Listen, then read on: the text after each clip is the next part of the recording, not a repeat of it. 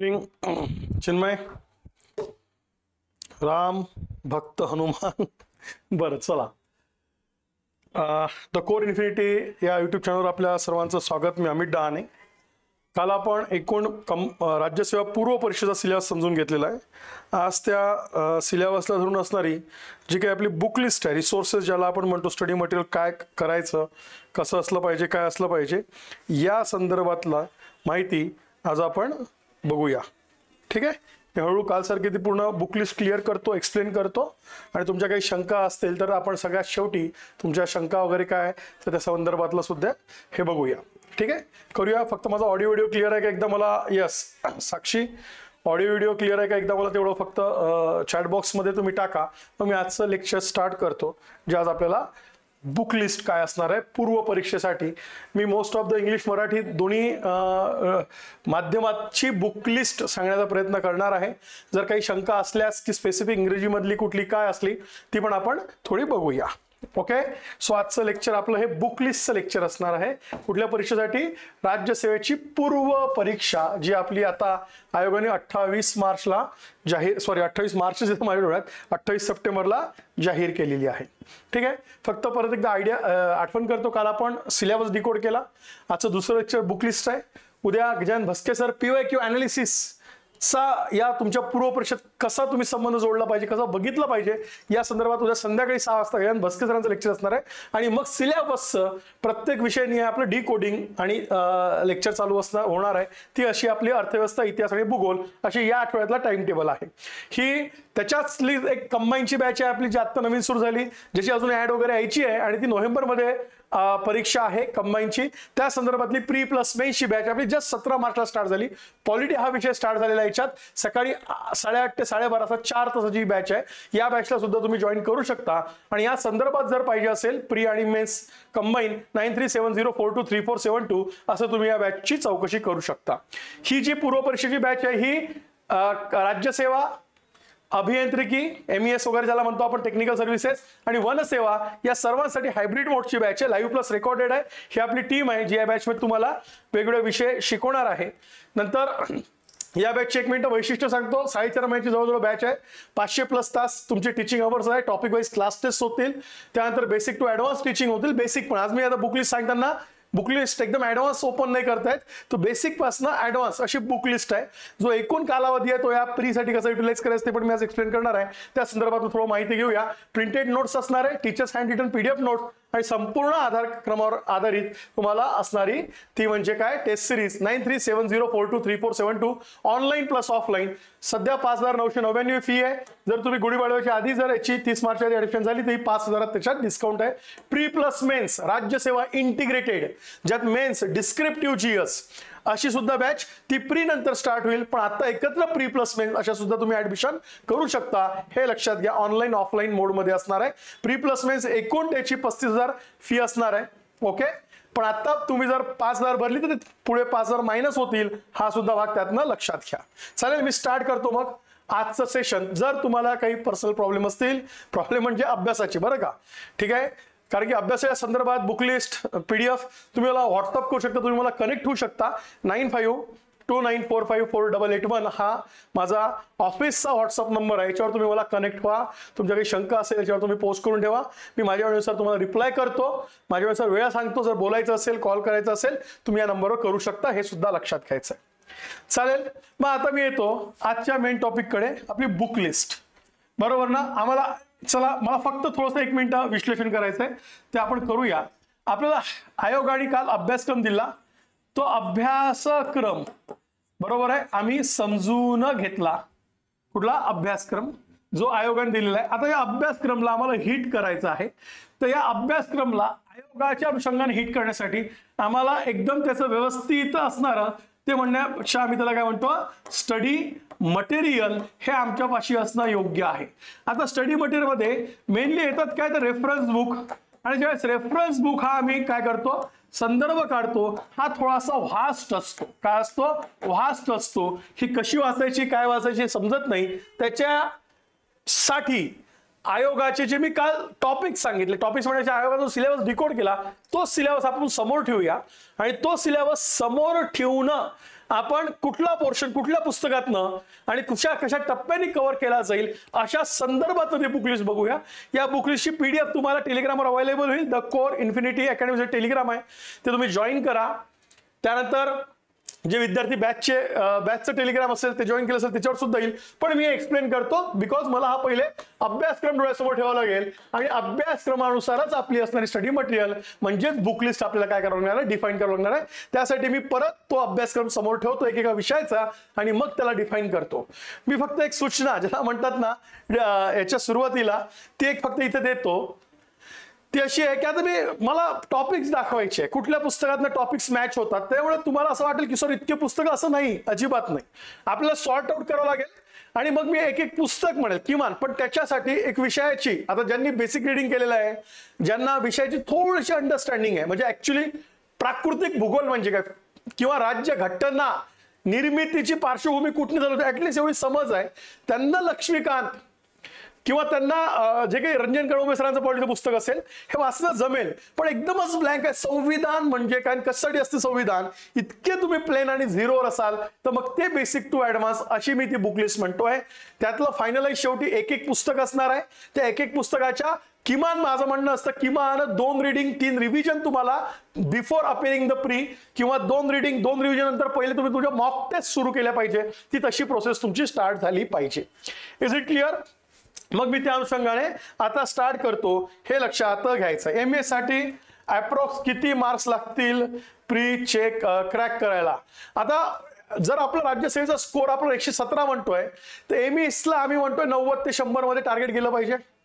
50 ते जिथं 90 ते 100 म्हणतोय, कारण की आता जागेवर डिपेंड आहे. माझं मागचे कट ऑफ जर बघितले, मी बघत होतो जस्ट कट ऑफ काहीतरी 35 कट ऑफ लागला तेव्हा 485 काहीतरी जागा होत्या एमईएसच्या. पण हे डिपेंड नंबर ऑफ पोस्ट. पण एमएसचा कट ऑफ 20-30 मार्कांनी 80 ते 90 असे तुम्हाला 40-45 मार्कांपर्यंत जावं लागेल असं एमईएसचं आहे. पण अकॉर्डिंग टू हे सगळं चेंज होत राहणार आहे. सो मी आत्ताच सांगतोय थोडंसं लाईक शेअर सबस्क्राईब करायला विसरू नका. लाईक नसेल केलं तर लाईक करा आणि जितकं तुम्हाला शेअर करता येईल आपलं हे लेक्चर हे शेअर सुद्धा कराल. ठीक आहे, आता मी स्टार्ट करतो. सो आता पहिला विषय मी इतिहासापासून घेतो, करंटवर मी शेवटी येतो. इतिहासात काल मी डिफाईन केलं आपल्याला इतिहास एक आहे तुमचा प्राचीन मध्ययुगीन प्री पुरता, ज्यावर 4 ते 5 मार्क येतील असं आम्ही गृहीत धरतोय, कारण की आत्ताचे 1-2 पेपर आम्ही बघितले तर. आणि दुसरा महत्वाचा आहे आधुनिक भारताचा आणि आधुनिक महाराष्ट्राचा. मग बड ऑब्वियस आमचा अभ्यासाची सुरुवात कुठून झाली पाहिजे, हे आधुनिक भारत आणि आधुनिक महाराष्ट्रापासून सुरुवात झाली पाहिजे, कारण की ज्यावर वेटेज जास्त आहे, त्याच्यावर प्रश्न जास्त असणार आहे. आणि मग त्या आधुनिक भारत, आधुनिक महाराष्ट्र, त्यानंतर राष्ट्रीय चळवळ भारत, राष्ट्रीय चळवळ संदर्भ महाराष्ट्र, जो आयोगाच्या सिलेबसची डिमांड आहे त्या अनुषंगाने आपण थोडासा विचार करूया पहिले. मग ह्याच्यात मी सगळ्यात पहिले तुम्हाला सुचवेल की पुस्तक जे आम्ही बघितलं प्राचीन मध्ययुगीन, ज्याला आम्ही म्हणतो की याला आम्ही थोडंसं बाजूला ठेवतो आणि याच्यावर फोकस करून आम्हाला काय करायचं आहे, आमचे टॉपिक्स क्लिअर करायचे आहे. जे आपण काल बघितले तेच मी दाखवतोय. मग 8वीचं पुस्तक आहे. आता असा इथं प्रश्न येईल, सर बेसिक वाचायचं आहे का? परत मी बेसिक म्हणून म्हणत नाही, हे संदर्भ पुस्तकं म्हणून म्हणतोय. हे बेसिक नाही, तुम्ही कृपया लक्षात घ्या. तुम्ही म्हणाल नाही सर बघा आम्ही गाठाळ सर वाचतो, नाही सर आम्ही समाधान महाजन सरांचं पुस्तक वाचतो, नाही सर किंवा आम्ही स्पेक्ट्रमचं मॉडर्न इंडिया वाचतो, जी पुस्तकं रेफर केली जातात. बरोबर आहे, तुम्ही वाचा, पण हे कधी वाचणं गरजेचं आहे. तुमची जर या लहान पुस्तकांमधनं तुम्ही सिलेबस बघा ना, प्रबोधन युग म्हणजेच काय आधुनिक, जे मी काल एक्सप्लेन केलं, आधुनिकपणा जो आणायचा आहे प्रबोधन युग याला म्हटलं जातं आपल्याला, हे लक्षात घ्यायचं आहे. त्यालाच आम्ही काय म्हणतो आधुनिक, अशा संदर्भात आपण त्याचा काय करतो उल्लेख करतो सगळा. त्या अनुषंगाने सुद्धा आपण या गोष्टी इथं लक्षात घ्यायला पाहिजे. मग क्रांतियुग, भारताची इंग्रज सत्तेची स्थापना, ब्रिटिशांची सत्ते स्थापना, भारतातील परिणाम, सत्तावनचा उठाव, भारतीय प्रबोधन, भारतातला आधुनिकता, स्वातंत्र्य चळवळीची पायाभरणी, स्वराज्याचा लढा, असहकार. इन शॉर्ट भारतातील प्रबोधन, आधुनिकता आणण्याच्या चळवळीपासनं तर भारताच्या स्वातंत्र्य लढ्यापर्यंतचा प्रवास. इन शॉर्ट स्वातंत्र्य लढा, स्वातंत्र्य प्राप्ती, समतेचा लढा, सर्वच्या सर्व याच्यात कव्हर होतं. म्हणून एनी हाऊ माझं कायम सांगणं आहे, हे पुस्तक स्टेट बोर्डाचं पुस्तक आहे. हे पुस्तक तुम्हाला आपल्या टेलिग्राम चॅनलवर, द कोर इन्फिनिटी टेलिग्राम चॅनलवर उपलब्ध आहे. हे जुनं पुस्तक आहे पण हे फार महत्वाचं आहे. सो हे पहिलं पुस्तक करायचं, तुम्हाला जो इतिहास दिलाय आधुनिक भारताचा, हे वाचण्यासाठी तुम्ही पहिले हे पुस्तक काय करायचं, तुम्हाला हे क्लिअर करायचं आहे. Is it clear? हे पुस्तक काय करायचंय तुम्हाला पहिले क्लिअर करायचंय असं मी म्हणेल. एक ही झाली तुमचं इतिहासाचं पहिलं काम. ओके, ज्यावेळेस इतिहासाच्या बुकलिस्ट बद्दल बोलतोय. सेकंड, महाराष्ट्राचा इतिहास, महाराष्ट्र विशेष संदर्भात म्हटलंय. मग तुम्हाला आधुनिक महाराष्ट्र, महाराष्ट्रातील समाज सुधारक वगैरे ते पण सांगितलं. कोर इन्फिनिटीच्या याच्यावर वेबसाईटवर 11वी 11th असं टाकलं तर तुम्हाला ही जुनं पुस्तक पण उपलब्ध होते. महाराष्ट्राचा इतिहास इयत्ता 11वी हे तुमचं दुसरं पुस्तक आहे. प्राचीन महाराष्ट्र, मध्ययुगीन महाराष्ट्र हे स्किप केलं तरी चालणार किंवा थोडंसं वाचलं. 19व्या शतकातील प्रबोधन म्हणजे परत आधुनिक महाराष्ट्राला. स्वातंत्र्य चळवळीतील महाराष्ट्राचे योगदान हा सिलेबस आहे, हे लक्षात घ्यायचं आहे. त्यानंतर महाराष्ट्रात समतेच्या चळवळी, मग तिथं शाहू फुले आंबेडकर येतील. त्यानंतर स्वातंत्र्योत्तर महाराष्ट्र, संयुक्त महाराष्ट्र आंदोलन, मराठवाडा मुक्तीसंग्राम आणि महाराष्ट्राची प्रगती, राजकीय, आर्थिक, शैक्षणिक जे तुम्हाला अपेक्षित आहे. ही 2 पुस्तकं तुमचे पहिले क्रक्स आहे, याला मिस करायचं नाही. हे पुस्तकं वाचून झाले की here is the he first stage आहे, मी म्हणतो ही प्रायमरी स्टेज. आता इथून 2 गोष्टी आहे. तुमची ही 2 पुस्तकं वाचून झाले की तुम्हाला एका संदर्भ पुस्तकात जायचंय. त्यासाठी मी 2 संदर्भ पुस्तकं सजेस्ट करेल. माझं असं म्हणणं आहे, ही स्टेप वाचताना पहिले इतिहासाचं 8वीचं पुस्तक ओल्ड आणि इतिहासाचं 11वीचं ओल्ड पुस्तकच वाचलं पाहिजे. एक म्हणजे आधुनिक भारत, आधुनिक महाराष्ट्र, भारतीय राष्ट्रीय चळवळ, भारताशी संबंधित भारतीय राष्ट्रीय चळवळ, महाराष्ट्राचं योगदान वगैरे हे आम्हाला कव्हर होईल. आता प्रश्न आहे, सर संपूर्ण कव्हर होईल का? अजिबात नाही, कारण की ते एमपीसीचं पुस्तक थोडी आहे. ते आमच्या स्टेट बोर्डाने आपल्या विद्यार्थ्यांसाठी किंवा स्टेट बोर्ड लेवलवर बनवलं होत आहे. बोर्ड ऑफ पीएस याच्या अनुषंगाने आमचा सिलेबस थोडा व्हास्ट राहणार आहे. मग आता सेकंड स्टेप काय केलं पाहिजे हे लक्षात घ्यायचंय. मी सेकंड स्टेप थोडं पुढे जातो, मग मी मागे येतो. आता या 3 पुस्तकांपैकी सिलेक्टिव्ह टॉपिक्स, जी टॉपिक जे आधी आपण देणार आहे, जे आधी तुम्हाला प्रत्येक शिक्षक आफ्टर त्याच्या लेक्चर नंतर प्रत्येक फॅकल्टी तुम्हाला डिकोड केल्यानंतर सिलेबस एक टॉपिक सब टॉपिकची आधी देतील. ते टॉपिक सब टॉपिक्स आधुनिक महाराष्ट्राचा इतिहास समाधान महाजन सर किंवा आधुनिक भारताचा आणि महाराष्ट्र विशेष संदर्भ, दोघांची टायटल बघा सेम आहे. भारताचा इतिहास महाराष्ट्र विशेष संदर्भ, आधुनिक भारताचा इतिहास महाराष्ट्र विशेष संदर्भ. आयदर तुम्ही समाधान महाजन सर किंवा तुम्ही काय करणार गाठाड सर, या 2 पैकी एक पुस्तक हाताशी ठेवायचं आहे. मी मुद्दाम इंग्लिश पुस्तक टाकलं, ज्यांना इंग्लिश रेफरन्सेस पाहिजे. तिथं स्पेक्ट्रमचं मॉडर्न इंडिया आहे, तर पण मॉडर्न इंडियामध्ये महाराष्ट्राच्या कंटेक्स्टमध्ये फार स्पेशल दिलं नाही, पण महाराष्ट्रात ज्या प्रमुख चळवळी आहे त्या तिथं सगळा उल्लेख केला आहे. महाराष्ट्रातला रेनॉन्सा, प्रबोधन, हे सर्व त्याच्यात आहे का? आहे. असे मी संदर्भ देईल. पण दिस इज ऑर 8वी 11वी आयदर ऑर समाधान महाजन सर किंवा गाठाळ सरांपैकी एक पुस्तक. आणि कुठले टॉपिक तुम्ही लक्षात घ्या, नाही तर फार इट्स अ सिलेक्टिव्ह, हे तुम्हाला सिलेक्टिव्ह राहावं लागेल. जे टॉपिक तुम्हाला आता जे आपले चालू होणारे लेक्चर आहे, पहिले इतिहासाचा आहे, सॉरी इकॉनॉमिक्सचा आहे, मग इतिहासाचा आहे, त्यानंतर पुढचं असणार तुमचं भूगोलाचं आहे. जे आपल्या प्लॅटफॉर्मवर तुम्हाला आता फॅकल्टी काय देणार आहे, टॉपिक सब टॉपिकची यादी देणार आहे. प्रत्येक विषयाचं डिकोडिंग झालं की ती यादी घेऊन हे पुस्तक पुढे फॉलो करायचं. आता सर डायरेक्ट मी समाधान माझ्या वाचू का? हा वाच. 8वी 11वी झाला का वाच. तुमच्या लेवल बघा, कोणी असेल 2 अटेम्प्ट दिलेले आहे, त्यामुळे मला 8वी 11वीचं बरोबर परफेक्शन आहे का, त्यातनं प्रश्न पडतात, त्यातले प्रश्न पडले आणि चुकले, तसं होता कामा नाहीये, हे लक्षात घ्या. So this is your first. Is it clear का?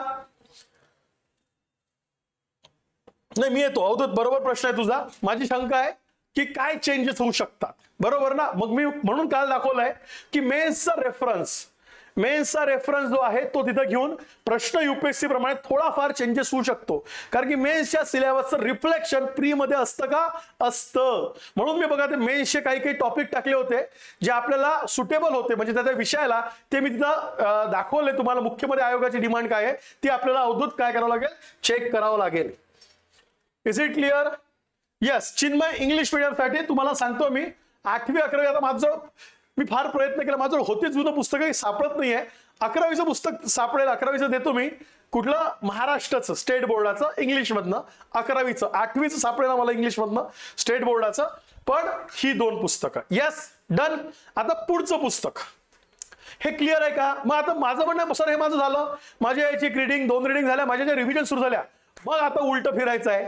उलट का फिरायचं असं म्हणतो मी, प्राचीन आणि मध्ययुगीन राहिला होता. सर 4 प्रश्न आहेत, आम्ही 4 प्रश्न तरी का सोडू? आम्ही त्या 4 प्रश्नाची तरी तयारी करून जाणं गरजेचं आहे. त्या 4 प्रश्नासाठी खूप हेवी मटेरियल वापरणार नाही, ते वापरायचं नाही. आता ज्याचा ऑप्शनल इतिहास आहे त्याला प्रश्नच नाही आहे. ज्यांनी ऑलरेडी कला, संस्कृती, वारसा, भारतीय समाज, जगाचा इतिहास हे मेन्सचा अभ्यासलेला आहे, जो मेन्सचा GS1चा भाग आहे, तो ज्याचा अभ्यासलाय त्याला काहीच प्रश्न येणार नाहीये. पण आता फक्त मी प्री पुरता विचार करतोय आणि मी प्रीच्या अनुषंगाने वाचणार आहे. पण तरी मला असं वाटते की ते 10-11 मार्काचं ठीक आहे, माझं आधुनिक वगैरे झालं, पण पुढचे 4 प्रश्न सुद्धा मी बघून जाणं गरजेचं आहे. त्याला परत मी तुम्हाला मागच्या स्लाइडवर घेऊन जातो. त्याला मी इथं स्टेट बोर्ड नवीन, हे सगळे न्यू स्टेट बोर्ड आहे 6वी पासून, इयत्ता 6वी. बघा, भारतीय उपखंड आणि इतिहास, हडप्पा संस्कृती, वैदिक संस्कृती, प्राचीन भारतातील धार्मिक प्रवाह, जनपदे, महाजनपदे, मौर्यकालीन भारत, मौर्य साम्राज्य राज्य, दक्षिण भारतातील प्राचीन राज्य, प्राचीन भारत, सांस्कृतिक, प्राचीन भारत आणि जग. चिन्मय, हे नवीन स्टेट बोर्ड आहे. हे तुला ऑलरेडी इंग्लिश मध्ये सुद्धा ebalbharati.in gov.in याच्यावरती अवेलेबल आहे, हे लक्षात घे. नंतर भारतातील आद्य नगरे, ताम्रपाषाण युगीन वसाहती, वैदिक काळ, जनपदे, बघा सेम आहे. हे कुठलं आहे तुझं? हे 11वी आहे आणि 6वी आहे. मोस्ट ऑफ द सेम तयार होतं नवीन. त्यानंतर हे 7वीचं पुस्तक, धार्मिक समन्वय, शिवपूर्वकालीन महाराष्ट्र, स्वराज्याची स्थापना, मुघलांशी संघर्ष, स्वराज्याचा कारभार, आदर्श राज्यघटना, मराठ्याचा स्वातंत्र्य संग्राम काय आहे, मराठ्यांचा सत्तेचा विस्तार, राष्ट्र रक्षक मराठे साम्राज्याची वाटचाल, असं यात दिलंय. पण हे फार इम्पॉर्टंट मला वाटत नाही, सिलेबसच्या दृष्टीने वाचून घ्यायचं. छोटं पुस्तक वाचलं तर हरकत नाही. पण परत 8वीचं पुस्तक, युरोप आणि भारत, ब्रिटिश सत्तेचे परिणाम, 1857चा लढा, जे ऑलरेडी तुम्ही 8वीत वाचलेलं आहे. सामाजिक धार्मिक प्रबोधन, जे जुन्या 8वीत वाचलं ते नवीन एकदा वाचून घ्यायचं. स्वातंत्र्य चळवळी, असहकार चळवळ, सविनय कायदेभंग, स्वातंत्र्याचे अंतिम पर्व, सशस्त्र क्रांतिकारी चळवळी, समतेचा लढा, स्वातंत्र्य प्राप्ती, 8वी. परत 9वी, युरोपातील प्रबोधन, युरोपीय वसाहत, भारत आणि युरोपीय वसाहत आणि मराठे, भारत सामाजिक धार्मिक सुधारणा, वसाहत विरुद्ध भारतीय संघर्ष, भारत निर्वसाहतीकरण, एकीकरण, जागतिक महायुद्धे, जग निर्वसाहतीकरण, शीतयुद्धे आणि बदलता भारत. आणि जास्तीत जास्त 1960 नंतरच्या घडामोडी, कोणाच्या? भारताचं. हे 12वीचं पुस्तक आहे. भारतापुढील अंतर्गत आव्हाने, आर्थिक विकास, शैक्षणिक वाटचाल. मग तुम्ही इतके पुस्तक, मी परत सांगतोय, 3 टप्पे इतिहासात केले पाहिजे अभ्यासताना. 3 टप्पे.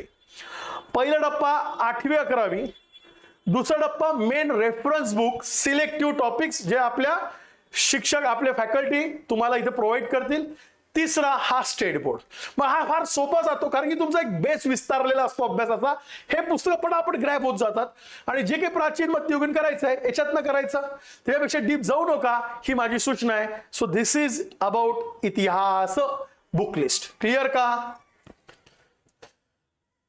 येस येस, प्रिलियम साठी पण सेमच सिलेबस आहे कांचन. तेच तर सगळ्यात मोठं दुःख झालेलं आहे आता, की टेक्निकल एक्झामला इतका सोशल सायन्सचा सिलेबस अभ्यासायचा आणि ते वेगळं केलं पाहिजे. पण आता MES साठी, फॉरेस्ट साठी, सगळ्यासाठी सिलेबस कट ऑफ व्हेरी होणार आहे. म्हणून कट ऑफ आपण खाली म्हणतो MES चा. गेल्या वेळेचा फॉरेस्टचा कट ऑफ वाढला होता, हे लक्षात घ्यायचं आहे. पण हे तुम्हाला लक्षात घ्या. Anjali, yes yes yes yes yes, ही पेपर एकच आहे ना, पेपर एकच आहे, लक्षात घ्यायचंय. पेपर एकच असणार आहे, त्यामुळे अप्रोच तोच ठेवावा लागणार आहे. बरोबर आहे? तुम्हाला काय याच्यातनं क्लिअर करायचे हे इथं लक्षात घ्या. मग आता पुढच्या विषयाला चलो. इतिहास क्लिअर का प्रत्येकाला? मी PDF शेअर करेन. हे PDF शेअर केली की याला सोडू नका. ही लाईन आहे तुमची आता अभ्यासाची. हे टॉपिक्स, हे पुस्तक, ही लाईन आहे अभ्यासाची. मी तुम्हाला शुअर करतो तुम्ही एवढं केलं. आपलं टार्गेट आहे 65-70 ॲश्युअर डेटा कंटेंट घेऊन पेपरला जाणे. 65-70चा तो कंटेंट, तो डेटा याच्यात नव्हतं. 30% व्हॅरी होणार आहे. 30% आपल्या पुढे, ते शेवटी आयोग आहे, ते क्लासेसच्या पुढे असणार आहे. आपण आयोगाची लेवल नाही गाठू शकत, पण आपल्याला जे आपल्या पासिंगची, क्वालिफाईंगची प्रीची लेवल आहे तिथपर्यंत जायला हे सोर्सेस काय करतील? मदत करतील. हे सुद्धा लक्षात घ्यायचं आहे. रिंकू आपल्या टेलिग्रामवर आहे 8वी आणि 11वीचं द कोर्सचं टेलिग्राम आहे. मी आता दाखवतो जस्ट. बघा, तुम्हाला टेलिग्राम जॉईन करा. हे जे फोटो दाखवून ठेवलाय the core infinity academy. Files मध्ये जायचं, सर्च ओल्ड हिस्ट्री 11th महाराष्ट्राचा इतिहास. असंच ओल्ड 9वी म्हटलं का तुम्हाला 11वी आणि 8वीचं असे तुम्हाला तिथं पुस्तकं दिसतात. मग मी येतो पुढच्या विषयाकडे. पुढचा विषय ठीक आहे, इंग्लिश मधनं ज्यांना पाहिजे असेल तर हिस्ट्री ऑफ महाराष्ट्र, हे स्टँडर्ड 11वी हेच पुस्तक सेम आहे.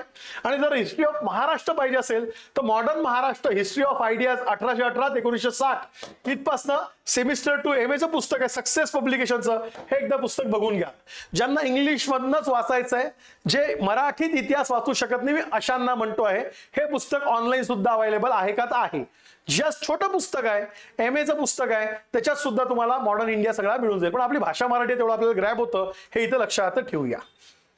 चलो पुढे नेक्स्ट टॉपिक करू का? लाईक शेअर सबस्क्राईब करायला विसरायचं नाही बरं का.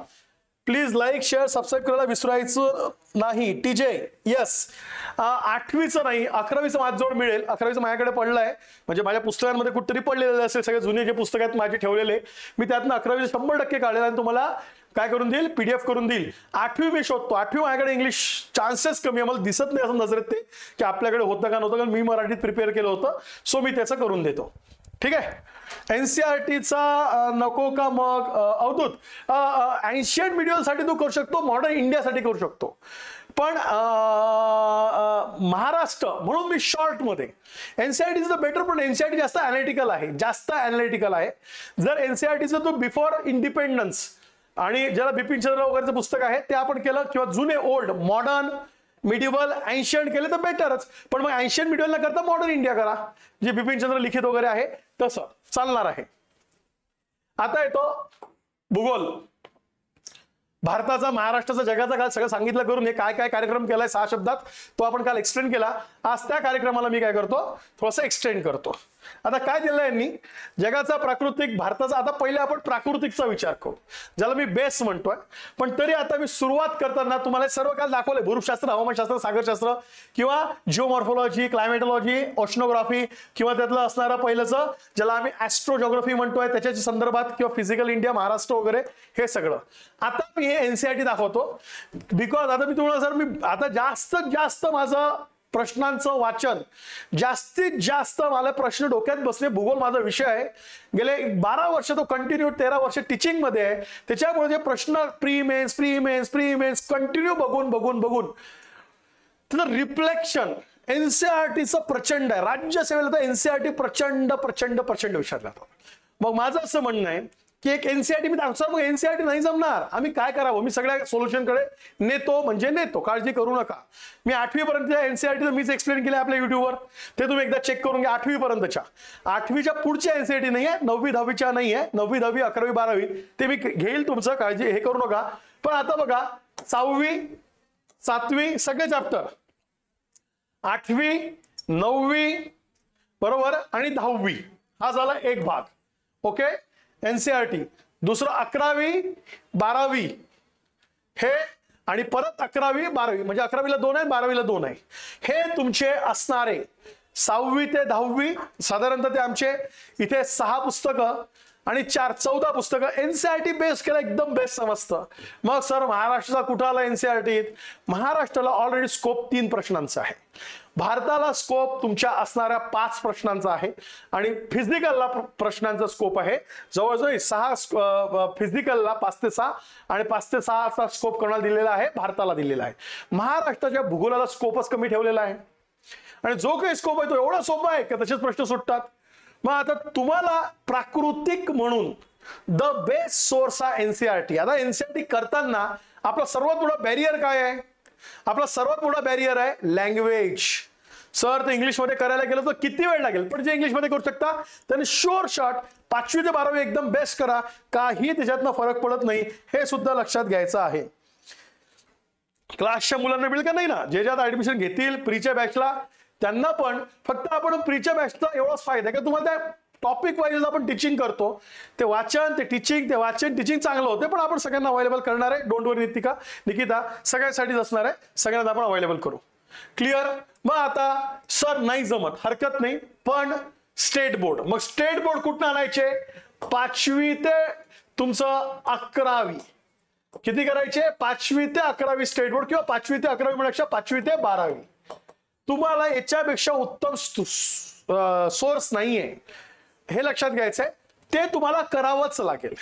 ते तुम्हाला आता फॉर एक्झाम्पल बघा इथं पृथ्वीचे फिरणे हा या धड्याचं नाव आहे, लक्षात घ्या. 5वीच्या, मी 6वीच्या NCERTत जातो, आणि बघा लक्षात घ्या मोशन ऑफ द अर्थ सेमच होतं ना नाव, पृथ्वीचे फिरणे स्टेट बोर्डाच्या 5वीच्या धड्यातलं नाव आहे, आणि हेच नाव कुठे दिसतंय मला? NCERTच्या 6वीच्या धड्याचं. So most of the basic जे कन्सेप्ट आहे, इट्स कन्सेप्च्युअल सब्जेक्ट. जॉग्राफी हा काय इन्फॉर्मेटिव्ह नाही, नंतर आहे, पण पहिला हा कन्सेप्च्युअल आहे, संकल्पनात्मक आहे. Geography is the sub stream of the science. हा युनिव्हर्सली ट्रूथ होणारा, ऍक्सेप्टेड होणारा, असं त्याच्या मागचं असणारा सब्जेक्ट आहे, त्याच्यामुळे हे लक्षात घ्या आणि त्या अनुषंगाने आम्ही विचार करतो. Is it clear? सो आता त्या अनुषंगाने तुम्हाला 5वी 6वी हे बा पृथ्वी सगळे हवामान तापमान सगळे कन्सेप्ट आहे. 7वी 8वी 9वी अगेन 10वी 11वी आणि 12वी लोकसंख्या आहे. हे तुमचे बेसिक सोर्स आहे. प्लीज प्लीज प्लीज त्याच्यावर बेसिक सोर्स द्या. ते 5वी कारण की तुम्हाला 6 मार्काचं वेटेज त्याच्यावर आहे. मी तुम्हाला इतिहासात का म्हटलं नाही की सगळं नवीन वाचू नका, कारण त्याला वेटेज नाहीये. भूगोलात त्याला वेटेज आहे, 6 मार्काचं वेटेज आहे. आणि ते फिजिकल ज्योग्राफी ज्याला मी प्राकृतिक जगाचा म्हणतो ते इथून कव्हरेज होणार आहे. म्हणून पहिले सुरुवातीला ते सगळे चांगले करायचे. मग तुमचं 9वीचं भूगोल जे मी तुम्हाला देणार आहे, जे तुमचं काय चांगलं करेल, महाराष्ट्राचं भूगोल याची PDF आपल्या द कोर इन्फिनिटीच्या टेलिग्रामवर आहे, तिथनं तुम्ही ते चेक करा. त्याच्यानंतर हे त्यात प्रादेशिक संकल्पना महाराष्ट्राबद्दल मी धड्यांचं नाव वाचत नाही. आणि भारताचा भूगोल श्यामशास्त्री भाग 2 हा तुमचा 10वीचं पुस्तक आहे ओल्ड, ज्यात तुम्हाला भारताची प्राकृतिक रचना याच्यावर कायम प्रश्न रिफ्लेक्ट होतात. 23 मध्ये याच्यातनं प्रश्न रिफ्लेक्ट झालेला आहे. कधी मध्ये 23 मध्ये, हे सुद्धा लक्षात घ्या. सो प्लीज आता इथेही 3 टप्पे करूया अभ्यासाचे. भूगोल अभ्यासताना पहिला टप्पा 5वी ते 12वी स्टेट बोर्ड, दुसरा टप्पा ओल्ड 9वी आणि ओल्ड 10वी, आणि तिसरा टप्पा माझं म्हणणं ते जर कन्सेप्ट क्लिअर असेल तर गरज पडणार नाही. लक्षात घ्यायचं आहे, क्लासच्या मुलांना तर मी सांगत असतो गरजच नाही, कारण की माझ्या नोट्स येणार आहे. माझ्या नोट्स मी देतो, माझ्या नोट्स मी एक्सप्लेन करून तिथं राईट डाऊन करून देतो. तेवढ्या नोट्स घ्यायच्या आणि पुढचं काम करायचं. काही गरज नाही पुढचं रेफरन्स बुकची क्लाससाठी. पण असं विद्यार्थी क्लास लावू शकत नाही किंवा लावणार नसतील, स्वतःचा अभ्यास करत असतील त्यांच्या विचार. मग मी तुम्हाला एक पुस्तक सांगतो ज्याच्यातनं बरेच प्रश्नाची उत्तरं आयोगाचं रिफ्लेक्शन होतं. ते मी जस्ट दाखवलं NCERT हे सगळे फोटो, NCERTचे फोटो आहे सगळे तुमच्या 6वी पासनचे. ज्यांना महाराष्ट्राचा जॉग्राफी पाहिजे, परत निराली पब्लिकेशनचं महाराष्ट्र भूगोल असं तुमचं जॉग्राफी ऑफ महाराष्ट्र इंग्लिश मधनं आहे. तर काही विद्यार्थी असतील, बरोबर ना? नाही, मी जे टॉपिक देईल तेवढेच, सगळे टॉपिक नाही. जे टॉपिक मी सांगेल आपली होणार आहे ना तेवढेच करायचे. बरं, थ्रूआउट गरज नाहीये आपल्याला. थोडं आता त्यात दिलेलं आहे परिसर अभ्यास. काय करणार आहे तुम्ही परिसर अभ्यास करून? आपला कामाचा तो परिसर अभ्यास मागत. 5वी मध्ये 4 टॉपिक कामाचे आपले. प्रत्येक उपयोजित भूगोल, उपयोजित इतिहास आपल्या कामाचे नाहीये, अजिबात नाही. आपल्या कामाचे जे टॉपिक्स तुम्हाला आपल्याकडनं प्रोव्हाइड होईल तेच टॉपिक्स तुम्हाला तिथे द्यायचे, सगळे टॉपिक्स नाही. ओके, हे इथं लक्षात घ्यायचं आहे. Clear clear clear. सो आता हे झालं NCERT. मग याच्यातलं सगळ्यात मी एकच पुस्तक सांगतो, कारण की ह्या पुस्तकाचं रिफ्लेक्शन आहे प्रश्नामध्ये. भूगोल व पर्यावरण हे प्री साठीचं सौदी सरांचं निराली प्रकाशनाचं पुस्तक आहे. ह्या पुस्तकाला वाचताना फक्त कसं वाचायचं लक्षात घ्या. या पुस्तकाची मांडणी सरांनी थोडीशी हे केलेली आहे. तुम्हाला हे पुस्तक वाचताना कसं करायचं आहे, या पुस्तकात पहिले महाराष्ट्र दिलेला आहे, कारण की आयोगाच्या सिलेबस मध्ये काय म्हटलंय, महाराष्ट्राचा, भारताचा, जगाचा. आपण असं नाही वाचायचं. हे पुस्तक वाचताना आपण यातलं पहिलं प्राकृतिक अभ्यासायचं. प्राकृतिक भूगोल अभ्यासून झाला की मग भारताचा भूगोल अभ्यासायचा, आणि भारताचा झाला की महाराष्ट्राचा. तुम्ही अशा सेक्शननी हा पुस्तक वाचायचं आहे. म्हणजे थोडंसं उलटं जाऊन वाचलं तर हे पुस्तक एकदम सोपं आणि अंडरस्टँडिंग होते. सोपं म्हणजे सौदी पुस्तक विश्लेषण खूप असतात, खूप डेटा असतो, थोडीशी भाषा एकदम प्युअर भूगोलाची किंवा क्लिष्ट भाषा, मराठीतली क्लिष्ट तिथं प्रेझेंट केलेली आहे. लक्षात घ्या, सर स्वतः मोठे प्रोफेसर होते, HOD होते सर. ती येऊ शकते. आपल्याला अंडरस्टँडिंग होणं महत्वाचं. शेवटी ऑब्जेक्टिव्ह एक्झाम आहे, अंडरस्टँडिंग होणं काय गरजेचं आहे. एक पुस्तक, हे एक पुस्तक सगळा सिलेबस कव्हर करतं. मग बाकीचा बेस काय आहे, तो स्टेट बोर्ड NCERTचा आहे ना. तो जर अंडरस्टँड झाला, त्याच्या पलीकडे मी तर म्हणतो त्याच्या पलीकडे गरज नाही. क्लासच्या मुलांना मी हे पण सांगत असतो घेऊ नका. तिथं मी क्लासच्या नोट्स जे मी डिक्टेक्ट करतो किंवा मी जे अंडरस्टँड करून तुम्हाला देतो मांडणी करून, तेवढंच डोक्यात ठेवायचं. त्या पलीकडे काही लागत नाही. आपले प्रश्न सुटतात सगळ्याच्या सगळे. पण क्लास न लावू शकणारे विद्यार्थी किंवा स्वतःचा अभ्यास स्वतः करणारे, मग हे एक पुस्तक तुम्हाला अंडरस्टँड झाला पाहिजे. Is it clear? सो भूगोल क्लिअर का? यस और नो? चलो रिप्लाय करा. अंडरस्टँड का? भूगोल क्लिअर का? चलो नेक्स्ट टॉपिकला. नेक्स्ट विषय चिन्मय, फक्त सौदी सरांची बुक रेफर केले तर चालेल का after one reading of the state board? Yes, after one reading of state board there is yes complete depend on the Saudi sir. Yes yes 100% हे कम्प्लीट सिलेबसला धरून ते टॉपिक जर पुस्तक तयार केलंय सरांनी. ओके सर, भूगोल पण हेल्पफुल आहे का? दीपस्तंभ नाही, आता बाकीचे असतील सुद्धा, मी पण लिहिल ते पण हेल्पफुल होईल, पण रिफ्लेक्शन आणि जी प्रेझेंटेशन एका पुस्तकात आहे. दीपस्तंभचं पुस्तक मला माहिती प्राकृतिक आहे का, दीपस्तंभचं भारताचं असेल, दीपस्तंभचं महाराष्ट्राचं असेल, इतका तुम्हाला टिपिकल भारत महाराष्ट्र नाही पाहिजे. एक तर ते एनसीआरटी बेस सगळे प्रश्न विचारते आयोग.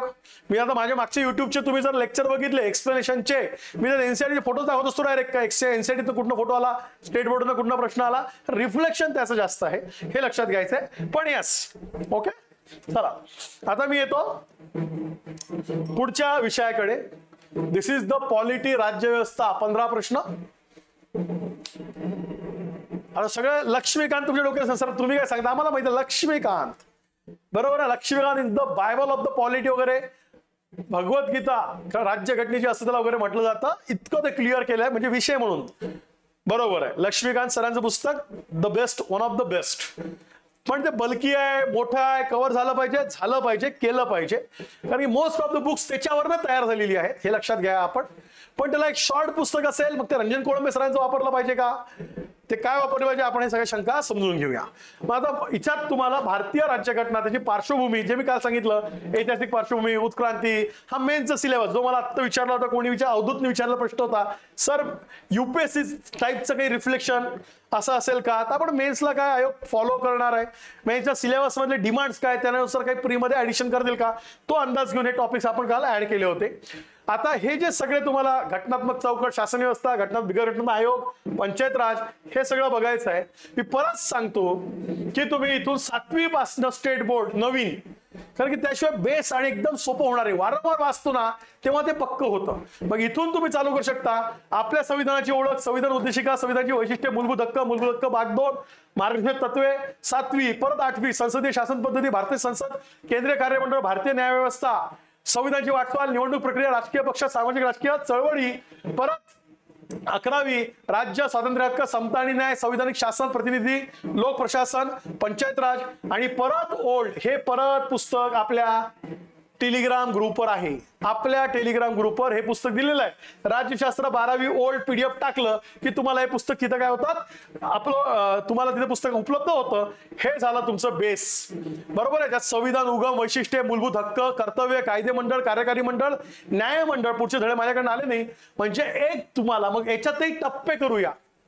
पॉलिटी कव्हर करताना पहिला टप्पा स्टेट बोर्ड, ज्याच्यात माझं पिचिंग एकदम व्यवस्थित होऊन जाईल, कारण की थोडासा हेवी नाही पण लेंदी सब्जेक्ट आहे, इन्फॉर्मेटिव्ह आहे. आणि इन्फॉर्मेटिव्हला ज्याला आपण म्हणतो सिक्वेन्सिंग करणं, ज्या घटना घडल्या आहे, ज्या काही इव्हेंट्स आहेत, त्या इव्हेंट्सला एक सिक्वेन्सिंग करणं गरजेचं असतं. आणि कलम आहे, कलमांचा सिक्वेन्स, बरोबर आहे. किंवा एकूण जे राज्यघटनेत तुमचं शासन व्यवस्था दिलेली आहे, राष्ट्रपती, उपराष्ट्रपती, संसद असेल, मग त्याच्यातनं कार्यकारी, असे ते होत जातात. त्याचे कलम असेल, पहिले केंद्र, मग राज्य, मग पंचायत राज, हे लक्षात घ्यायचं आहे. ते सिक्वेन्सिंग करणं जितकं आपण हे बेसिक चांगलं करूया तितकं ते डोक्यात बसेल. आणि मग एक रेफरन्स बुक, आणि मग ते रेफरन्स बुक म्हणून आपल्या समोर येतं पुस्तक, लक्षात घ्यायचं आहे. तर इंडियन पॉलिटी, मराठी किंवा इंग्लिश, व्हॉट एव्हर युअर, पहिलं तुम्ही चॉईस किंवा प्रेफरन्स देऊ शकता. एनसीआरटी जर वाचायची असेल तर इंडियन कॉन्स्टिट्यूशन ऍक्ट वर्क आणि पॉलिटिकल सायन्स नावाचं एक पुस्तक आहे, त्यातल्या काही गोष्टी आहे त्या तुम्ही वाचल्या पाहिजे. बेसिक तेवढं जर वाचलं इंग्लिशवाल्यांनी, चिन्मय जे काही प्रश्न विचारतात आहे, किंवा मग इंडियन पॉलिटी आयदर मराठी किंवा इंग्लिश. पण याला जर काही और आहे तर मग एक भारतीय राज्यघटना आणि प्रशासन, हे रंजन कोळंबे सरांचं पुस्तक आहे.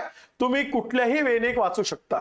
जर तुमचं स्टेट बोर्डचं अंडरस्टँडिंग चांगलं असेल तर रंजन सरांच्या पुस्तकातनं सुद्धा तुमच्या काही गोष्टी कव्हर होऊ शकतात, हे लक्षात घ्यायचं आहे. पण जर तुम्हाला एकच पाहिजे तर मग तिथे तुम्ही इंडियन पॉलिटी लक्ष्मीकांत हे पुस्तक तिथं वापरा, असं मी इथं सजेस्ट करेल. क्लिअर?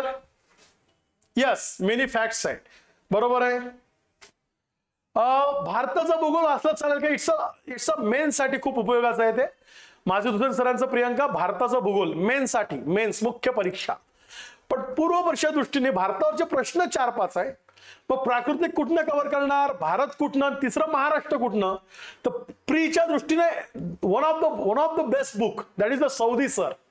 आणि म्हणून मग भूगोल व पर्यावरण सौदी सर. पर्यावरणाचे 5 प्रश्न आणि भूगोलाचे 15 प्रश्न, असे 20 प्रश्नांचं सोर्स ते पुस्तक होऊन बसतं. क्लिअर का प्रियंका?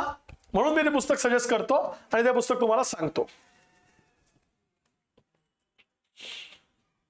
चलो पुढे. नेक्स्ट सब्जेक्ट इतिहास झालाय, ज्योग्राफी झालाय, पॉलिटी झालाय. क्लिअर होत आहे का?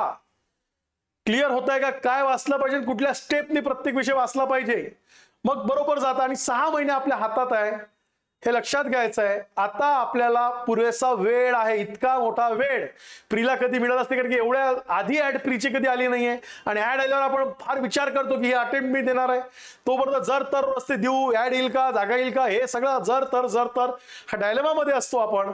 पण 6 महिने जर तुम्ही नियोजन केलं, आता आपली बॅचेस 5.5 जवळ 4.5 महिन्याची असणार आहे. मग त्या अनुषंगाने बॅचला आम्हाला बराच वेळ मिळतोय व्यवस्थित गोष्टी करून घ्यायला आपल्याला, आणि त्या अनुषंगाने सगळ्या गोष्टी होतोय हे सुद्धा इथे लक्षात घ्यायचंय. फक्त जे विद्यार्थी बॅच मध्ये इंटरेस्ट असतील त्यांना टेलिग्रामवर लिंक येत आहे किंवा गुगलची लिंक येत आहे. त्या लिंकवर जो तुम्ही तुमचा जर बॅचला इंटरेस्ट असेल, डेमो लेक्चर्स तुम्हाला बॅचमध्ये इन करून बघायची असतील, तर मग त्याच्यासाठी तुम्ही नाव नोंदणी करा. त्यासाठी एक लिंक तुम्हाला कमेंट बॉक्समध्ये देत आहे, तिथे तुम्ही तुमची नाव नोंदणी करू शकता. मी येतो आता पुढच्या विषयाकडे. सो इकॉनॉमी, अर्थव्यवस्था. आता मीच तुम्हाला ऍक्च्युअर करतो, तुम्ही जाऊन आता जस्ट रिव्हिजनच्या कमेंट्स वाचा भस्के सरांच्या. पोरं म्हणतात की रिव्हिजन सेशन केलं 15 पैकी 11 प्रश्न सुटले. म्हणजे कमेंट्स टाकल्या, ह्या कमेंट्स मॅनिप्युलेट नाही आहे, आपला काहीच नाही. पोरांनी दिलेला हा रिस्पॉन्स आहे. तुम्ही चेक करा भस्के सरांचे लेक्चर्स. आणि सरांचं स्वतःचं पुस्तक आहे, मी ते पुस्तक विश्लेषण करून तुम्हाला दाखवणार शेवटी. पण माझं काम आहे जे स्टँडर्ड बुक्स विद्यार्थी किंवा सिलेक्ट झालेले किंवा लोक जे स्टँडर्ड बुक्स म्हणतात, ज्या पहिल्या ती मी आधी रेफर करतो आणि मग या विषयाकडे जातो, ज्यात आपला आर्थिक सामाजिक विकास काल आपण बघितलं, आणि यात मग योजना, दारिद्र्य, बेरोजगारी, राष्ट्रीय उत्पन्न, लोकसंख्या, हे सगळं बघितलं. मग माझं म्हणणं एकदम बेसिक पासनं हे जे भूगोलाचं पुस्तक होतं, याचं अर्थशास्त्र आहे 9वीचं, अर्थशास्त्राची ओळख, अर्थशास्त्राच्या मूलभूत संकल्पना, उत्पन्नाचे मार्ग, म्हणजे मग राष्ट्रीय उत्पन्न म्हणजे काय असतं, अशा बेसिक गोष्टी. 9वी ओल्ड 10वीचं हे पुस्तक आहे, त्यातच अर्थव्यवस्थेचे मूलभूत समस्या, उपयोजना, भाववाढ म्हणजे काय, सार्वजनिक वितरण प्रणाली म्हणजे काय, असे काही टॉपिक्स असेल. किंवा नवीन 11वी 12वी असेल, परत मूलभूत संकल्पना, महाराष्ट्रीय अर्थव्यवस्था, ग्रामीण विकास म्हणजे काय, भारतातील लोकसंख्या, बेरोजगारी म्हणजे काय, दारिद्र्य म्हणजे काय, 91% आर्थिक धोरण, भारतातील आर्थिक नियोजन, जो तुमचा सिलेबस आहे हे 11वीचं पुस्तक. किंवा अगेन 12वीकडे तुम्ही लक्षात घ्यायचं आहे, इथं निर्देशांक म्हणजे काय, राष्ट्रीय उत्पन्न म्हणजे काय, भारतातील सार्वजनिक वित्त व्यवहार म्हणजे काय, नाणे बाजार, भारताचा विदेशी व्यापार, ह्या बेसिक संकल्पना, मी संकल्पना म्हणतोय, कन्सेप्ट्स, कारण की हा सब्जेक्ट कन्सेप्च्युअल आहे, हा सब्जेक्ट करंट बेस आहे, हा सब्जेक्ट डील करायला, हा सब्जेक्ट मुलांनाही समजायला आणि उत्तरामध्ये रिफ्लेक्ट करायला टफ आहे. कारण की याला तिन्ही अँगल येतात, एक स्टॅटिक, कन्सेप्च्युअल आणि करंट. बाकी भूगोल आणि बाकीच्या गोष्टी फार इझी असतात, हे लक्षात घ्यायचं. आणि मग त्याच्यासाठी तुम्हाला जर बुक असेल तर लक्षात घ्या, स्टेट बोर्ड नवीन, जुनी सोडली, नवीन जरी आपली 11वी 12वी इंग्लिश आणि मराठी दोन्हीकडे आहे. आणि ज्यांना एनसीईआरटीचं वाचायचं असेल, इंडियन इकॉनॉमिक डेव्हलपमेंट, ते इंडियन इकॉनॉमिक डेव्हलपमेंट हे एनसीईआरटीचं सुद्धा पुस्तक वाचू शकतात, हे सुद्धा इथे लक्षात घ्या, एनसीईआरटीचं. ओके, या अँगली सुद्धा आपण इथं चेक करू शकतो. दुसरं, आता मेन पुस्तक कुठलं असेल तर मी तर तुम्हाला सगळ्यात गजानन भस्के सरांचं इकॉनॉमिक गाईड, याचा मी तुम्हाला दाखवतोय. सरच तुम्हाला शिकवणार आहे कन्सेप्ट, फॅक्ट्स, करंट आणि स्कीम्स, सगळं सरांनी इन्क्लूड करून टाकलेलं आहे, हे लक्षात घ्या. अर्थनीती पब्लिकेशनचं आहे. किंवा मग रंजन कोळंबे सरांचं भारतीय अर्थव्यवस्था, आणि त्याच्यानंतर देशले सरांचं पार्ट 1 अशी त्यात पुस्तक आहे. पण आणि किंवा इंग्लिशमध्ये पाहिजे असेल तर Indian economy by Nitin Singhania किंवा रमेश सिंग अशी ही पुस्तकं आहे, हे लक्षात घ्या.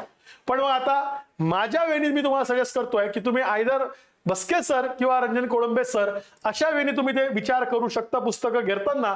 इथं इकॉनॉमिक गाईड जे आहे सरांचं पुस्तक आहे, अर्थशास्त्र म्हणजे काय, व्यवस्था काय, वाढ आणि विकास जे तुम्हाला सिलेबस आहे, मानव विकास, ह्युमन डेव्हलपमेंट, शाश्वत विकास, सर्वसमावेशक, इन्क्लुसिव्ह ग्रोथ, जे सिलेबसच आहे तुमचा अर्थव्यवस्थेचे क्षेत्र.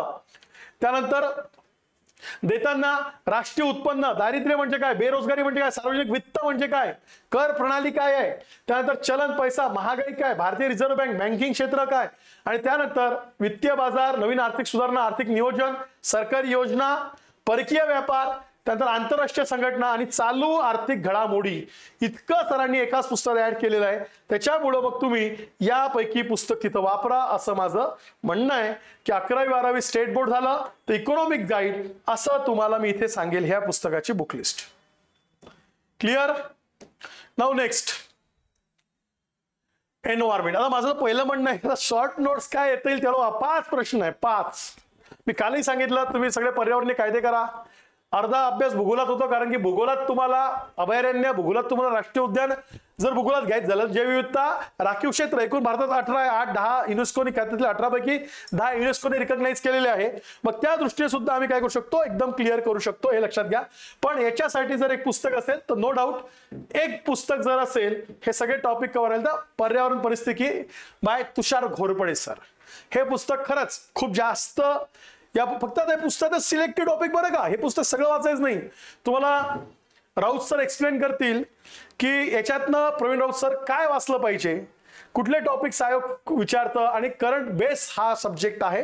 2-3 प्रश्न 5 पैकी 2 प्रश्न करंट पर्स्पेक्टिव्ह विचारले जातात, 3 प्रश्न स्टॅटिक्स पर्स्पेक्टिव्ह विचारले जातात. हे आपल्याला समजणं गरजेचं आहे. पण एकच पुस्तकात मी बाकीचं टाकणार नाही, एक पुस्तक खूप झालं. त्यानंतर जनरल सायन्स, भौतिकशास्त्र, रसायनशास्त्र, प्राणीशास्त्र, वनस्पतीशास्त्र, आरोग्यशास्त्र काल आपण बघितलं किंवा हे सगळे ॲस्पेक्ट्स. माझं काय सांगणं स्टेट बोर्ड नीट करा आणि एक रेफरन्स बुक, पण स्टेट बोर्डच नीट करा आणि आयोगाची PYQ. आता 20 प्रश्न याच्यावर आहे. किती प्रश्न आहे? 20. त्यातलं जर आपण एकदम फिजिक्स, केमिस्ट्री, बायोलॉजी असं वेटेज बघितलं तर बायोचं वेटेज जास्त आहे. जवळजवळ 8 प्रश्न बायोलॉजीला दिसतं आयोग विचारतं आणि एकूण 6 प्रश्न फिजिक्स केमिस्ट्रीला विचारतं. हे पण लक्षात घेऊन बायोलॉजीमध्ये झुलॉजी आहे, बॉटनी आहे, त्यात हायजीन्स आहे, व्हॉट इज द मानवशास्त्र आहे, अशा अँगलनी ते म्हणतोय मी. तशा अँगलनी आयोग काय करतं अधिक करतं. पण आता या सगळ्यांसाठी पहिले बेसिक मी तुम्हाला सांगेल, हे बाकीचं वाचण्यापेक्षा राज्य बोर्ड क्रमिक 6वी ते 10वी पहिलं काम. कारण की आता तो विषय कठीण जातो, तर प्युअर सायन्समध्ये आता जायची इच्छा नाही. मेंटली ते करायची, रिकॉल करायची, अंडरस्टँडिंगची आणि डेटाची. आणि याच्या व्यतिरिक्त एक तुम्ही कुठलं तरी वापरू शकता. सचिन भस्के सरांचं असेल, पडळकर सर, अनिल कोलते सर किंवा इकडे असणारा तुमचं दीपस्तंभचं सायन्स ऑल इन वन असेल, हे सुद्धा लक्षात घ्यायचं आहे. तुम्हाला कुठलंही किंवा कोलते सरांचं एक पुस्तक तुम्ही इंग्लिशवाले 8वी ते 10वी NCERT कराल किंवा लुसेट हे चांगलं पुस्तक आहे जनरल सायन्स इंग्लिशमधनं. हे पुस्तक जरी वाचलं तरी चालेल. याचं मराठी ट्रान्सलेशन सुद्धा आलेलं आहे, एकदा मार्केटमध्ये चेक कराल. याचं मराठी ट्रान्सलेशन एकाच पुस्तक फिजिक्स केमिस्ट्री बायोलॉजी हे चांगले पुस्तक आहे.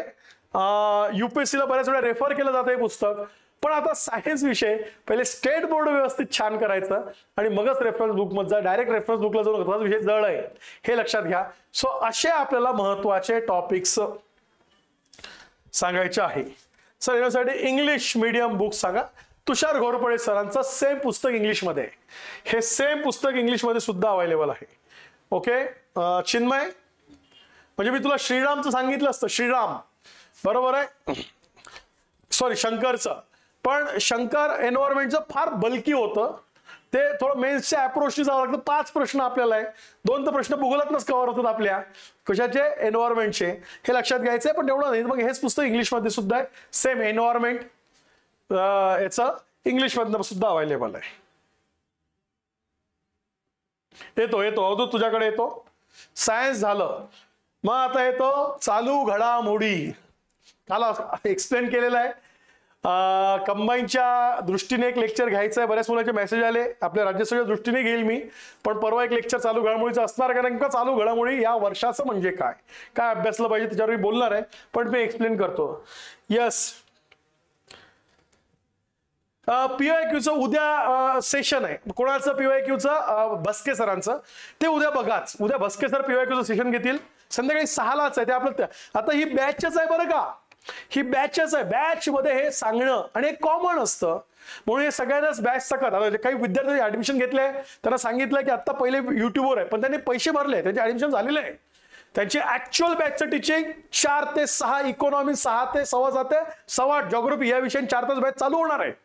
पण ती आपण चालू करताना 7 एप्रिलला स्टार्ट करतोय. पहिले सगळं, कारण की 2 तासाचं सिलेबस डिकोडिंग बॅच मध्ये मुलं ऐकत, तुम्हाला वाटते नको टीचिंग करा. पण हे सगळं समजणं गरजेचं आहे. हे अंडरस्टँड झालं तर अभ्यासाची दिशा क्लिअर होते. हे परत परत येत नाही, कारण एकदा विषय लागला की विषय तो एंड होतो, मग टेस्ट आणि या गोष्टीकडे आपण पुढे जातो, म्हणून हे अंडरस्टँडिंग आहे. सो हे उद्याचं तुम्ही लेक्चर, मी कोणाला म्हणतोय, अवधूतनी प्रश्न विचारला मला, मी जस्ट अवधूतला म्हणतोय, बरोबर आहे. मनोज, हिस्ट्रीचे सर सांगतील जेव्हा सिलेबस याच्या होतील तुमची, तुमचं ऑप्शनल म्हटलं की बुकलिस्ट वाढते, माझं ऑप्शनल जॉग्राफी आहे, पण हिस्ट्रीचे सर सांगतील जेव्हा घेतील तेव्हा हे लक्षात घ्या. आता चालू घडामोडीकडे येतो. आर्थिक घडामोडी, राष्ट्रीय घडामोडी, आंतरराष्ट्रीय घडामोडी, क्रीडा घडामोडी, पुरस्कार वगैरे आपण काल बघितलं सगळं. आता माझं म्हणणं आहे तुम्हाला, हे कुठलं परिक्रमाचे मासिक निघतं दर महिन्याचं, आयदर हे मासिक वाचा किंवा हे 6-6 महिन्याचं निघते. कुठपर्यंत करायचं, आता 1 जानेवारीपासून पहिले कव्हर करा. तुमचं 1 जानेवारी ते 31 जुलै आपलं पहिलं टार्गेट आहे. हे 7 महिने, एक तर तुम्ही महिन्याचं घ्या, गेल्या वर्षीचे 1 जुलै ते 31 डिसेंबर हे 6 महिन्याचं घेऊन ठेवा. मी कधी सांगतोय, 2024चं 1 जुलै ते 31 डिसेंबर या 6 महिन्याचं तुम्हाला परिक्रमा मिळेल, ते सुद्धा घेऊन घ्या. कारण की आपलं दीड वर्षाचा काळ काय करायचा आहे, कव्हर करायचा आहे. आणि ते झालं की मग तुम्ही आणखीन 1 जानेवारी ते 30 जून 2024 पर्यंत तुम्ही घ्याल. पण तुम्हाला पहिले हे तुम्ही रेग्युलर मध्ये कराल या वर्षातलं, पण मागच्या वर्षाचं बॅकलॉग भरून काढायचं. एक्झाम आपली सप्टेंबर मध्ये आहे, आपण अपेक्षा करतो 31 जुलैपर्यंत आम्ही वाचलं पाहिजे. ऑगस्ट सप्टेंबर 2 महिने गॅप ठेवून आम्ही वाचलं पाहिजे, कारण पेपर सेट व्हायच्या आधी 2 महिने आधी पेपर सेटिंग होतं. मग त्याच्यासाठी तुम्हाला 2 वेळी करायचं आहे. न्यूजपेपर लोकसत्ता रोज वाचायचं आहे, मासिक पृथ्वी किंवा इयरबुक जे आता 2025 ला येईल ते इयरबुक कुठलंही हाताशी घ्यायचं, पण लगेच इयरबुक वाचू नका. पहिले मंथली कव्हर करा 1 रीडिंग, दुसऱ्या रीडिंगला इयरबुक लावायचं, कारण की एकाच रीडिंग मध्ये ते कव्हर होत नाही, तुम्हाला हळूहळू कव्हर करावं लागेल. मी परवाचे लेक्चर घेणार आहे शुक्रवारी, चालू घडामोडीचा अभ्यास कसा आणि कधीपासूनचा करायचा नेमका, त्यावेळेस मी जास्त एक्सप्लेन करेन, पण मी सोर्स म्हणून तुर्तास सांगतो. आता पृथ्वी परिक्रमाच का, दुसरे नाही का सर, मला हे नाहीये. मला जे विद्यार्थी फीडबॅक देतात, सिलेक्ट झालेले विद्यार्थी, मी विचारत असतो कायम सिलेक्ट झालेल्या विद्यार्थ्यांना तुम्ही काय रेफरन्स वापरला, कारण सगळ्यात जास्त रेफरन्स अपडेट ते करतात, त्यांच्याकडे रिझल्ट आहे त्या रेफरन्स मधनं. मग त्या विद्यार्थ्यांना बऱ्याच सजेशन आहे की पृथ्वीचा फायदा होतो जर ते मंथली वाचत गेलं, त्याच्यातनं बरेच इव्हेंट्स रिकॉल रिवाइज होतात. आणि एक इयरबुक हाताशी प्रत्येकाला ठेवावं लागतं, ते म्हणून इयरबुक तुम्ही एक कुठलंही तिथं घ्याल. इंग्लिश मधनं सोर्सच नाही, मला आलं लक्षात. इंग्लिश साठी कोणता, बरोबर, वनसेवासाठी पण येतो मी सर, माहित नाही समीर कधी येईल, पण आपण 1 नोव्हेंबर म्हणतोय. आपण अपेक्षा करतोय की एप्रिल किंवा मे मध्ये, बहुधा आता काढलं जाईल शेड्यूल, तर एप्रिल किंवा मे मध्ये कंबाईन पण जाहिरात येऊ शकते, पण नक्की नाही सांगता येणार.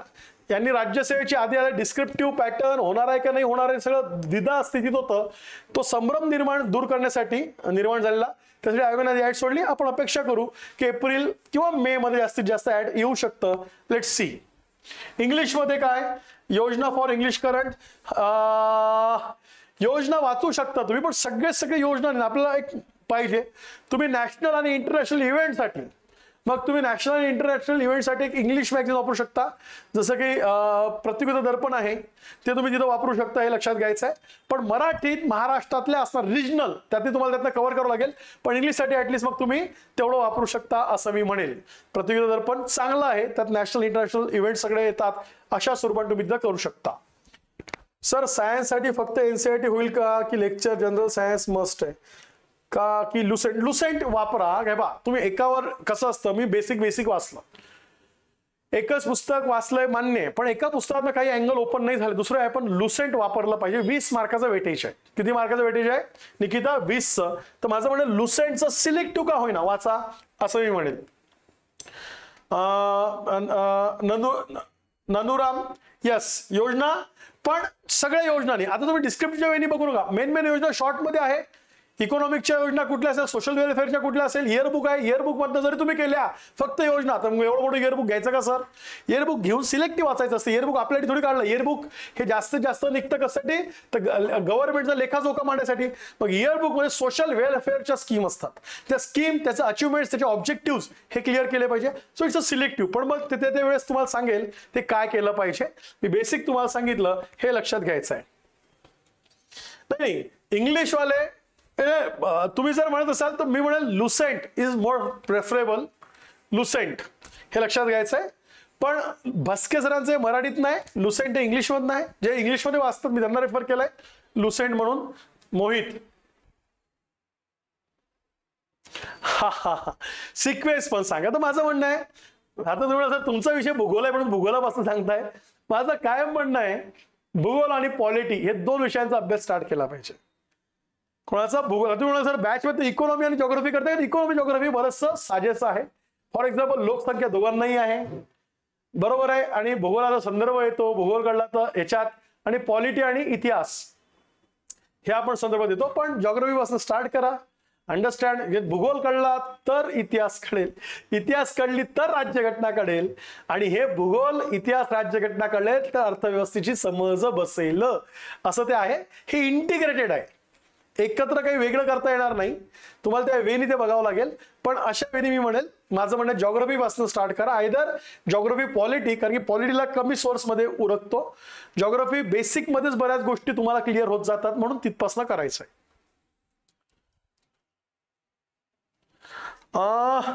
मेन्सची बुकलिस्ट आणि अप्रोच, ठीक आहे, मी तर एक सेपरेट लेक्चर घेईल, बरोबर ना. कारण मेन्सची मग परत मेन्सचा सिलेबस मला सांगावा लागतो, कारण की जो आपण सिलेबस समोर ठेवत नाही ना, तो लक्षात येत नाही कुठल्या सब्जेक्टला कसं जायचं.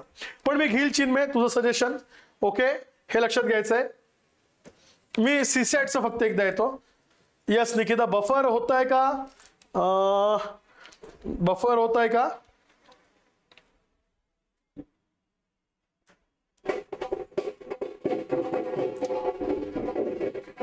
यस अवधूत येतो प्रश्नांकडे. नाही नाही नाही नाही, परिक्रमा मेन्सचं उत्तर लिहिताना परिपूर्ण नाही अवधूत, नाही नाही नाही. लोकराज्य योजना कुरुक्षेत्र त्याची गरज लागणार आहे ना आपल्याला. मी प्री बद्दल बोलतोय, this is the pre book list, अजिबात नाही. त्याच्याशिवाय तुम्हाला साप्ताहिक सकाळ, याच्याशिवाय तुम्हाला लोकप्रभा सिलेक्टिव्ह आर्टिकल उचलावं लागणार आहे, बिकॉज तुम्हाला तिथे एसे लिहायचं आहे, बिकॉज तिथे तुम्हाला एथिक्स हे लक्षात घ्यायचं आहे. So there is a complete difference, complete different हे लक्षात घ्यायचं आहे, बरोबर आहे. पसारा पण वाढत आहे, पसारा तर वाढणारच आहे ना. आयोगाने दिल्लंच एवढं मोठं आणून आहे, शेवटी आयात झाला की जिल्हा हातात मिळतो, बरोबर ना. डेप्युटी कलेक्टर, तहसीलदार, नायब तहसीलदार, पण दिल्लं सगळं एवढंच. तो आता त्याला तुम्ही काही म्हणू शकत नाही. पण सीसॅट साठी गणित बुद्धिमत्ता, aptitude, quantitative, verbal non verbal तुम्हाला सर्वांना माहित आहे. RS अग्रवालचं पुस्तक, किंवा बुद्धिमत्ता चाचणी नितीन महाले, बुद्धिमत्ता चाचणी तर्कशास्त्र परीक्षण सचिन ढवळे सर, बुद्धिमत्ता चाचणी अनिल अंकलगी, अशी तुम्ही पुस्तकं तिथं वापरू शकता. हे पण गणित बुद्धिमत्तेचं लक्षात ठेवायचंय सीसॅट साठी. कंप्रेन्शन हे तुमच्या वाचण्याच्या स्पीडवर आहे. प्रशांत, बरोबर ना. या RS अग्रवाल चालते. आणि इंजिनिअरिंग वाल्यांचा बॅकग्राऊंड तुम्हाला आउट ऑफ द जे काही तुम्हाला विचारलं 25 गणित आहे, बट ऑब्वियस तुमचं ते चांगलं असतं. कंप्रेन्शन ही फार कठीण नाही आहे सध्या, सोपंच आहे, ते पण आपण समजून घेऊया, हे लक्षात ठेवायचं आहे. कंप्रेन्शन साठी तुम्हाला पुस्तकं अवेलेबल होतात. आयदर अरिहंत म्हणून पब्लिकेशन आहे, अरिहंत किंवा न्यू विशालचं सीसॅट UPSC साठी, ते कंप्रेन्शन साठी जे पुस्तक आहे ते तुम्ही वापरली पाहिजे. अरिहंत किंवा तिथं असेल न्यू विशाल इंग्लिश मधनं. मराठीतनं असेल तर काही पब्लिकेशन आपल्या इथं आहे महाराष्ट्रातले, त्यांची पुस्तकं आहे कंप्रेन्शनची, ती वापरली पाहिजे पॅसेजचे प्रॅक्टिस म्हणून. किंवा आयोगाचे 13 ते सगळे 24 पर्यंतचे पेपर ते प्रॅक्टिस म्हणून वापरली पाहिजे कंप्रेन्शन साठी. यस यस मोहित, 3 पैकी कुठलंही एक, कुठल्या बुद्धिमत्तेचं 3 पैकी एक. आयदर ज्यांना इंग्लिश मध्ये जमतंय इंग्लिश मध्ये मोहित, आणि सर्व वापरायचं क्वांटिटेटिव्ह आणि व्हर्बल नॉन व्हर्बल. हे खूप झालं ऍप्टिट्यूड साठी, ऍप्टी साठी खूप झालं मोठं. ओके, ऍप्टी साठी तुमचं कुठलंही यातलं 1-2 पैकी एक. यस कुठलंही एक.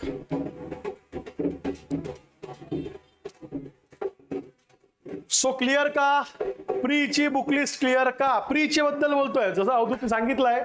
किंवा आता आर्टिकल म्हणजे तुम्हाला जे दर रविवारी पूर्ण येतात त्या पूर्णातले कात्रण कापून ठेवावं लागेल मेन्सच्या दृष्टिकोनाने विचार करायचा असेल.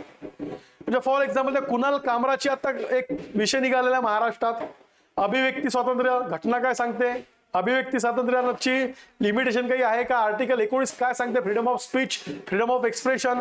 मग याच्या संदर्भातले काही आर्टिकल्स येतील आता, त्या आर्टिकल्स तुम्हाला वाचावं लागतील, जे कात्रणं कापावं लागतील, ते तुम्हाला मेन्सला वापरता येईल. डायरेक्ट परिक्रमा नाही. Clear everybody? सो उद्या आपलं तुम्हाला लक्षात घ्यायचंय, उद्याचं लेक्चर काही शंका असेल तर मला टाका. उद्या तुमचा PYQ अनालिसिस कसा करायचा, PYQ अनालिसिसला कसा उपयोग होतो ते लक्षात घ्यायचंय. मग इकॉनॉमी, अर्थव्यवस्था, मग इतिहास आणि मग भूगोल हे आपल्या सब्जेक्टची डिकोडिंग तुम्हाला टॉपिक सब टॉपिक्स या दिवशी अवेलेबल होईल प्रत्येक लेक्चर नंतर. त्याच्यानंतर आपली कंबाईन जी विद्यार्थी तयारी करतात त्यांच्यासाठी जी बॅच जस्ट स्टार्ट झाली आहे ती बॅच तुम्ही आत्ताच जॉईन करा. लक्षात घ्या, रेकॉर्डेड प्लस लाईव्ह 8 महिन्याची बॅच आहे, मराठी इंग्लिश सर्व याच्यात आहे. यासाठी 17 मार्च 9370423472 हा आपला काय कॉन्टॅक्ट नंबर आहे, याच्यावर तुम्ही कॉन्टॅक्ट करून त्या बॅचच्या ऍडमिशनची माहिती घेऊ शकता. जी आपली आता प्रीची बॅच आहे जी आपण ओपन केलेली आहे ही ऑनलाईन ऑफलाईन हायब्रिड मोडवर आहे. लक्षात घ्या, राज्यसेवा, अभियांत्रिकी, वनसेवा तिन्ही परीक्षांसाठी एकच फ्री आहे, त्यासाठी लागू होईल. इंग्लिशमधनं मटेरियल प्रोव्हाइड होणार आहे का? यस, नोट्स इंग्लिशमधनं MESच्या विद्यार्थ्याला, टेक्निकलच्या विद्यार्थ्यांना आम्ही प्रोव्हाइड करणार आहे, हे लक्षात घ्यायचं आहे. आणि बाकीच्या राज्यसेवेच्या मराठीतलं मटेरियल असेल हे लक्षात घेऊया. ही हायब्रिड मोडची बॅच आहे, ही आपली फॅकल्टी टीम आहे त्या बॅचमध्ये शिकवणारी. आणि या बॅचची वैशिष्ट्य काय? 4.5 महिने 500 तास teaching, topic wise class test, basic to advance, printed notes, teachers hand written notes, संपूर्ण अभ्यासक्रमात. आता जर तुम्ही बॅच जॉईन केली तर फक्त एकच तुम्हाला याच्यात प्लस पॉइंट आहे, सध्या 5,000 रुपये डिस्काउंट फी ठेवली आहे. कधी? 30 मार्च पर्यंत. 30 मार्च पर्यंत जर ऍडमिशन घेतली तर 1,000 रुपये काय डिस्काउंट फी आहे, हे लक्षात घ्यायचं आहे. आणि त्या बॅच संदर्भात काही शंका असेल तर 9370423472 किंवा तुम्हाला कमेंट बॉक्समध्ये लिंक दिली आहे त्या लिंकवर जाऊन तुम्ही गुगल फॉर्म भरा. तुम्हाला ऑफिस मधनं कॉल येईल, तुम्हाला बॅचची माहिती काही शंका असेल तुम्ही तिथे क्लिअर करू शकता. फक्त बॅच इंटरेस्टेड म्हणून तुम्ही तुमची नाव नोंदणी करणं गरजेचं आहे. गुगल फॉर्म भरून ती नाव नोंदणी तुम्ही करू शकता. Is it clear? आणि ज्यांना प्री प्लस मेन्स लावायची आहे, ही आधी प्री आता आपली कव्हर होईल, त्यानंतर आपली मेन्स चालू होईल. ही इंटिग्रेटेड बॅचेसच्या सुद्धा आपण ऍडमिशन काय केलंय, सुरू केले आहे. त्या दृष्टीने सुद्धा तुम्ही इथं माहिती घेऊ शकता. तुमच्या काही शंका असेल, हा माझा व्हॉट्सअप नंबर आहे 9529454881. द कोर इन्फिनिटी अकॅडमीचा आपला व्हॉट्सअप नंबर आहे माझा. याच्यावर तुम्ही तुमचा study plan, books, batch detail काही माहिती पाहिजे असेल, तुम्हाला सिलेबस PDF पाहिजे असेल, त्याच्यावर मी तुम्हाला प्रोव्हाइड करेल. यस, प्री प्लस मेन्सच्या नोट सेपरेट असाव्या हे लक्षात घ्यायचं. मेन्स मध्ये आपल्याला पॉइंट वाईज जाणं गरजेचं आहे. फॉर एक्झाम्पल GS मध्ये आपण पॉइंट वाईज आन्सर लिहितो. सो आपल्याला फॉर एक्झाम्पल परिणाम काय, कारणे काय, उपाय काय असं जावं लागतं. सोल्युशन बेस तुम्हाला, अनालिटिकल बेस तुम्हाला, तुमची नोट्स पण तशी झाली पाहिजे, सिक्वेन्स असला पाहिजे. प्री मध्ये तुम्हाला फॅक्च्युअल इन्फॉर्मेशन डेटा समोर लागतो, मग तो तुम्हाला सॉर्ट आउट करून लिंक लावून आन्सर काढता येतं. सो थोडासा डिफरन्स असला पाहिजे. प्री प्लस 1 असली तर मग इन्फॉर्मेटिव्ह जी आहे ती तुमची प्रीची आहे, जी तुमची विश्लेषणात्मक मांडणी केली आहे ती मेन्सची आहे, हे लक्षात घ्या. कोणा सांगितलं? मी नानूरामचं उत्तर सांगितलंय. अवधूत सर, ऍपवर बॅच लॉन्च केली आहे का? मी प्री, मुख्य आणि ऑप्शनच्या वेगवेगळ्या असणार आहेत का? प्री आणि मेन्सची एकच बॅच आहे. ती प्रीची आहे ती समोर मेन्सला कंटिन्यू होईल. ऑप्शनलची बॅच वेगळी आहे. आता सध्या आपल्या इथं ऑप्शनल जॉग्राफी आणि पॉलिटी आहे. जून नंतर आपल्या इथे हिस्ट्री सुरू होईल, पण आता जॉग्राफी आणि पॉलिटी आपले PSIR आणि जॉग्राफी ऑप्शनल आहे. मी आणि मॅडम घेतो, मॅडम PSIR घेतात, मी जॉग्राफी घेतो, हे लक्षात घ्या. आणि प्री प्लस मेन्स अशी बॅच आहे. मला सांगा, बुकलिस्ट डोक्यात बसली का? कुठल्या स्टेपनी वाचायचं? तो मेन पर्पज आहे आजच्या लेक्चरचा. आज तो समजलाच पाहिजे, त्या अँगलने आपण पुढे गेलं पाहिजे. Is it clear? सो भेटूया उद्या PYQ analysis Gajanan Bhaske sir. So please सरांना फॉलो करा. इकॉनॉमीची तुम्ही पूर्ण गॅरंटी देतो तुम्हाला. Please follow the sir. Sir तुम्हाला उद्या आणि परवाचं लेक्चर इकॉनॉमीचं आहे, मग इतिहासाचं लेक्चर असेल, तेव्हा सगळे विषय तुमचे क्लिअर होईल. Wish you all the best. भेटूया उद्या संध्याकाळी 6 वाजता. आणि बॅच जॉईन करा. काही अडचण असेल तुम्ही फोनवर बोला, पण शक्यतो बॅचचं जॉईन करा. आपण फार कॉम्प्रिहेन्सिव्ह टीच करतो. तुम्ही कुठल्याही माझ्या विद्यार्थ्यांना विचारा, काही फीडबॅक घ्या. शॉर्टकट होत नाही, कॉम्प्रिहेन्सिव्ह स्टिचिंग होतं. त्यात तुम्हाला बराच त्याचा उपयोग होईल, हे मी सांगतो. Thank you so much.